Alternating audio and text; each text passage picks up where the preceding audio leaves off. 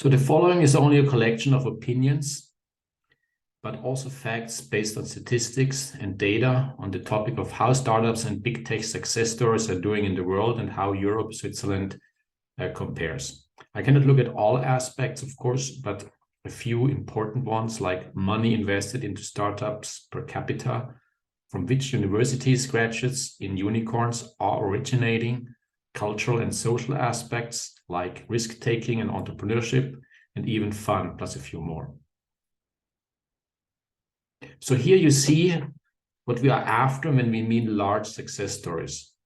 This here shows the top 100 tech companies in the world and their company valuations. European big tech firms represent just 2.8% of the total value. 9.7% is created in the US and in China, and of those 1.4% in Africa even. These are the ones creating jobs, not in the hundreds or thousands, but in the tens and hundreds of thousands. Only Spotify and Zalando are Europeans, but for some reason, Booking.com seems to be missing here. Talking about jobs, I compared how many have been brought to Europe's large stock exchange, DAX. You see all of them here. Not all are technology companies, of course. And just a small selection in the US here, most at the NASDAQ.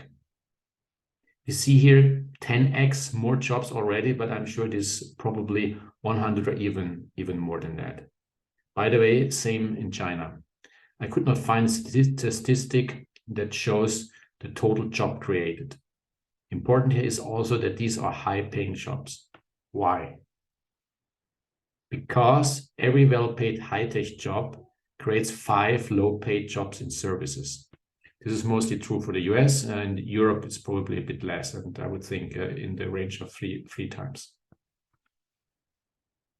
Regarding jobs, we face additionally the situation that traditional industries are in the majority reducing their headcounts.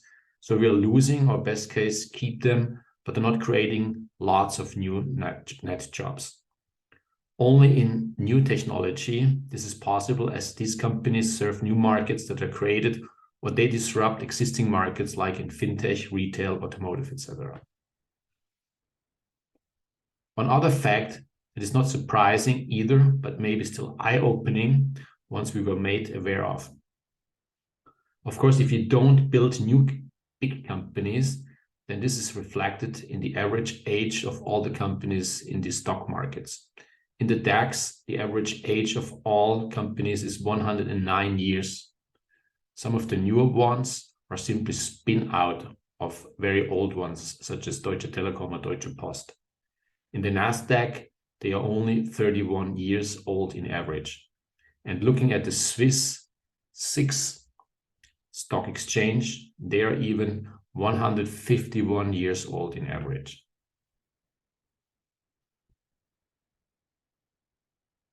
Now, where does this all come from? As often it is, of course, related to money invested. And if you look at how much VC money there is invested in Europe per capita, Estonia comes out on top. Second is Iceland. Third, by the way, Switzerland. Israel, not mentioned here, is quite ahead though, even of Estonia. France is 11th place, and Europe's biggest economy, Germany, is at rank 18 with just $80 invested per capita by VCs into startups. These numbers are from 2021. So this means if we compare it with the US regions,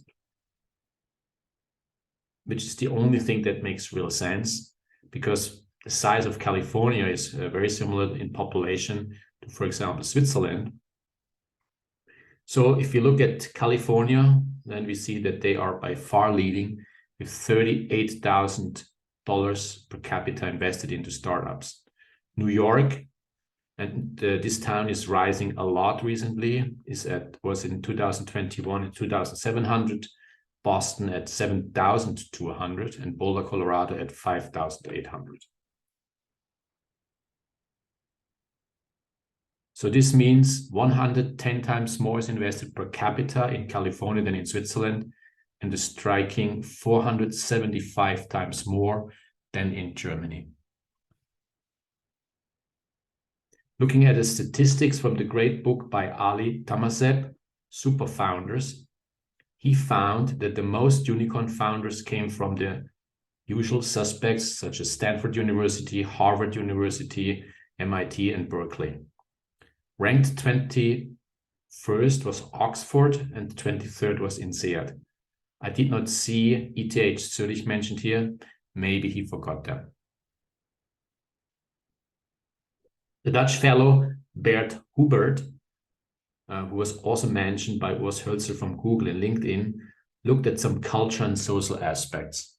Let me read them. In short, it could also be said that Europe should not whine. And the reason our software innovation is so dire is simply because we do not value technology or innovation and are no longer particularly good at it. In addition, we might simply lack the ambition to take risks to create new things.